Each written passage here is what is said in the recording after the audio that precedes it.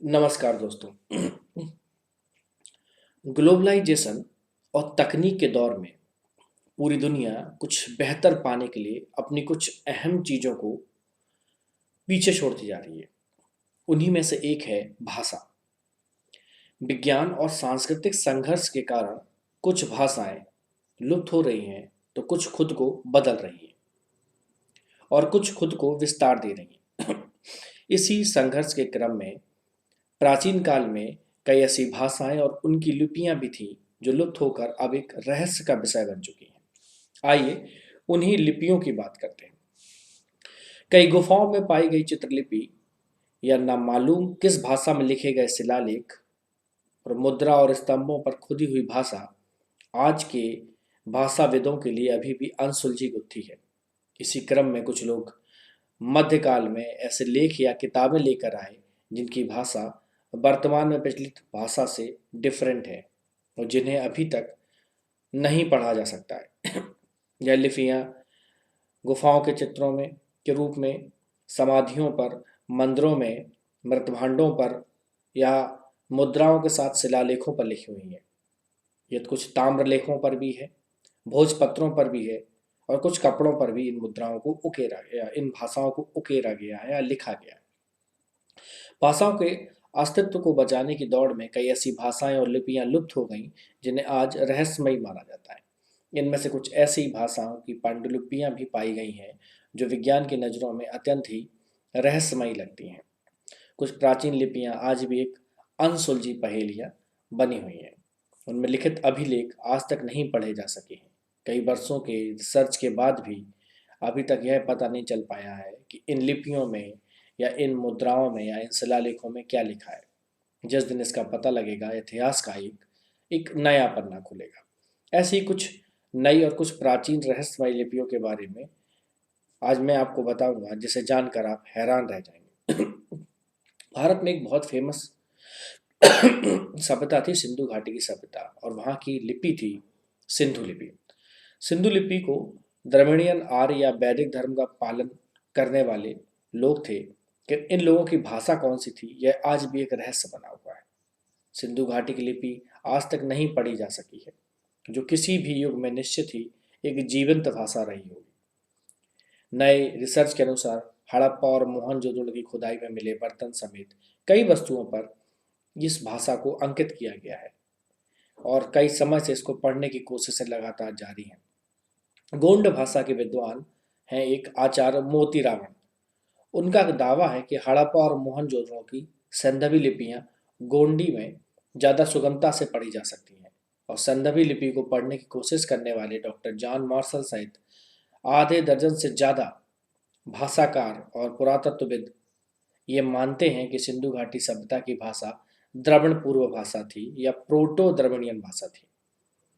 अब ऋग्वेद के अनुसार अगर बात करी जाए तो दुर्योण या कुयब असुरों की राजधानी माना जाता है, जिसे जला दिया गया था। मोहनजोदड़ो को भी जलाया गया था। यह आर्य पूर्व द्रविड़ों की राजधानी थी। ऐसा माना जाता है कि गोंड समुदाय के लोग आज भी धरती माता की पूजा पर कुअब से संबंधित मंत्र का जाप करते हैं।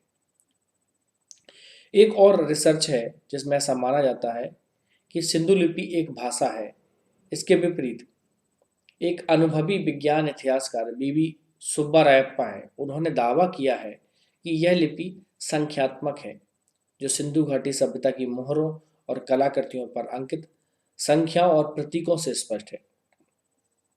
संख्यात्मक सिंधु लिपि की बेजोड़ विशेषताओं को दिखाते हुए उन्होंने यह भी कहा है कि घाटी के लोग व्यापक रूप से अपने दैनिक व्यवसायों के लिए दशमलव, जमा और गुणात्मक संख्यात्मक प्रणाली का इस्तेमाल करते थे। एक और दुनिया में लिपि है जिसे बोलते हैं वायनस लिपि। वायनस लिपि एक बहुत खास लिपि है। इस भाषा में लिखी गई लिपि को अभी तक नहीं पढ़ा जा सका है। साइंस और टेक्नोलॉजी ने इतनी तरक्की कर ली, उसके बावजूद इसके बारे में जो थोड़ी बहुत जानकारी मिली है वह इन किताबों पर बनी हुई तस्वीरों की वजह से है। इसे सबसे रहस्यमय पांडुलिपि माना जाता है। यह 15वीं सदी में उत्तरी इटली में इसे किसी ने बनाया था। इस पांडुलिपि का नाम एक बुक डीलर के नाम पर रखा गया है। इस डीलर का नाम विल्फ्रेड वायनिक था। उसने इस पांडुलिपि को 1921 में खरीदा था और इस पांडुलिपि के कुछ पन्ने गायब हैं और अब इसमें से 240 पन्ने ही बचे हैं। वैज्ञानिक इसे वायोनिक मैन्युस्क्रिप्ट कहते हैं। जानकार कहते हैं यह किताब स्पेस साइंस, प्लांट्स और मेडिकल साइंस के लिए बनाई गई थी, जिसके हर पन्ने में एक अलग चित्र है और कुछ लिखा हुआ है जिसे अब तक समझा नहीं गया है। इसमें कुछ पेड़ और पौधे ऐसे हैं जो धरती पर पाए जाने वाले किसी भी पेड़ पौधों से मेल नहीं खाते हैं। इस पांडुलिपि में या इस मैन्युस्क्रिप्ट में क्या लिखा है, यह अभी तक कोई भी वैज्ञानिक नहीं समझ पाया है। यह पांडुलिपि 6 पार्ट में बटी हुई है और हर एक हिस्से में कुछ अलग अलग विषय हैं।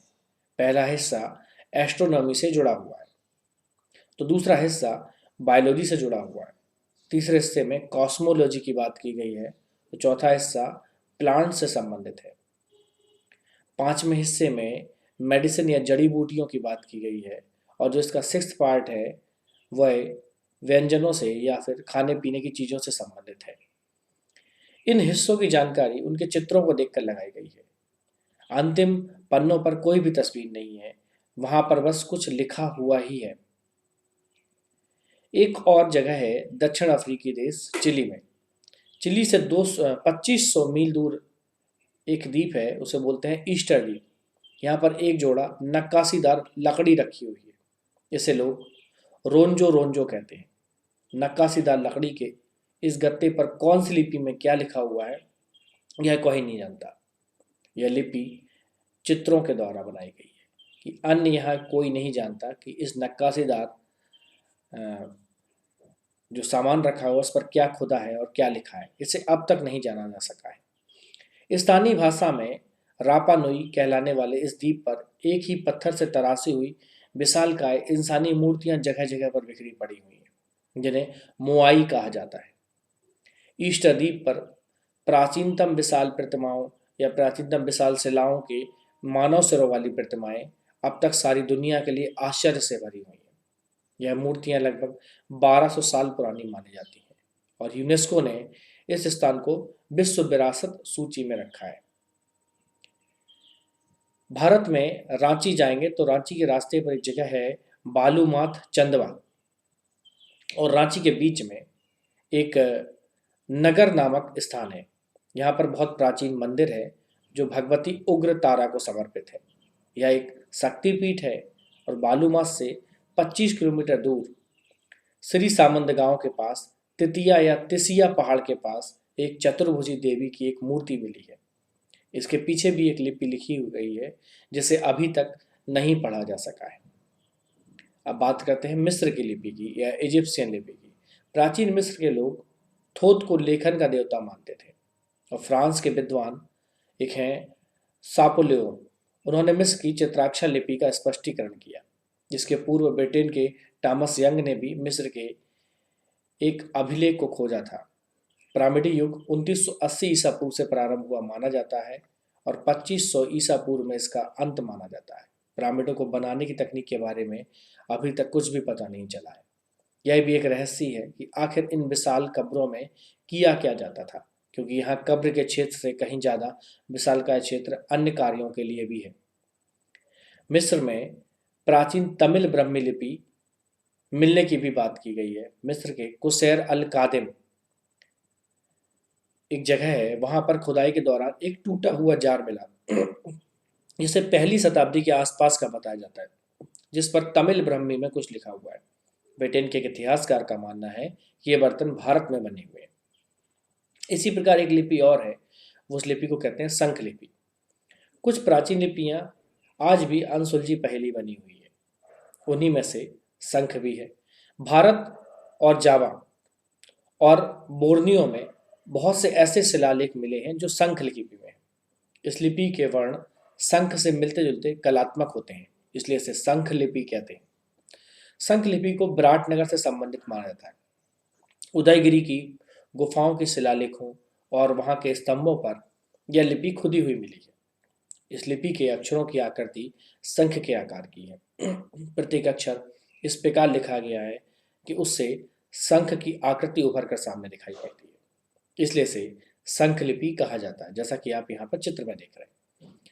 इस लिपि के अक्षरों की आकृति शंख के आकार की है और प्रत्येक अक्षर इस प्रकार से लिखा गया है कि वहां पर शंख की आकृति उभर कर सामने आए।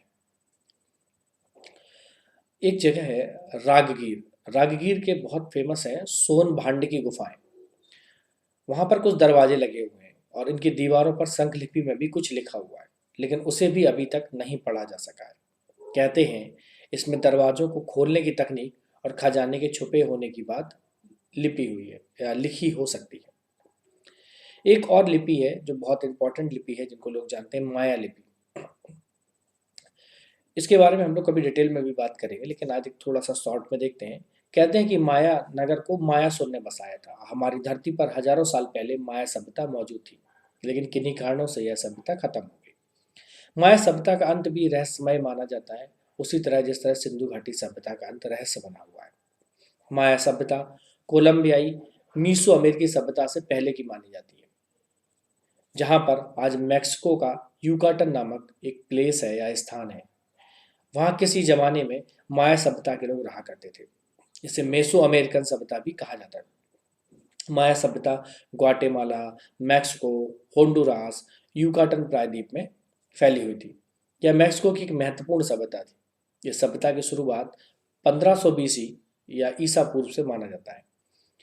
यह 300 ईसा पूर्व से 800 ईसा पूर्व तक काफी प्रगतिशील रही, फिर धीरे धीरे इसका भी अंत हो गया। माया सभ्यता के लोगों की सबसे बड़ी खासियत उनकी खगोलीय ज्ञान था। माया सभ्यता की गणना और पंचांग को माया कैलेंडर कहा जाता है। इसका एक साल 290 दिन का होता है और माया कैलेंडर में तारीख 3 तरह से निर्धारित होती थी। 3 तरह से तारीख का निर्धारण एक बहुत खास तरीका है। तारीख का निर्धारण लंबी गिनती, जॉलकिन यानी ईश्वरी कैलेंडर और हाव यानी कि लोक कैलेंडर के जरिए होता था। इसी आधार पर माया सभ्यता के लोग भविष्यवाणियां भी करते थे। माया सभ्यता के लोगों की मान्यता थी कि जब उनके कैलेंडर की तारीखें खत्म होती हैं तो धरती पर प्रलय आता है और नए युग की शुरुआत होती है। हालांकि इस कैलेंडर को लोग अभी भी समझने में लगे हुए हैं कि इस कैलेंडर में आखिर ऐसा क्या है और कब इसका लास्ट आएगा। माया सभ्यता का पंचांग लगभग 3000 ईसा पूर्व का माना जाता है और इस कैलेंडर में हर 394 वर्ष के बाद बाख्तून नाम के एक काल का अंत होता है। 31 दिसंबर 2012 को उस कैलेंडर का 13वां वाक्तून खत्म हो गया था। उस समय माना जा रहा था कि दुनिया खत्म होने जा रही है।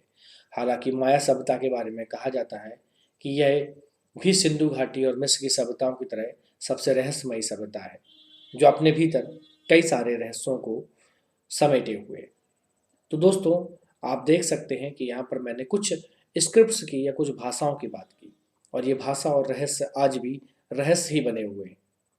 तो उम्मीद करता हूँ दोस्तों, आपको ये जानकारी बहुत अच्छी लगी होगी और आपके सामान्य ज्ञान में कुछ बढ़ोतरी भी हुई होगी। उम्मीद करता हूँ कि इसे आप वीडियो को लाइक करेंगे और शेयर करेंगे और ये ज्ञान दूसरे लोगों के पास भी पहुँचाने की कोशिश करेंगे।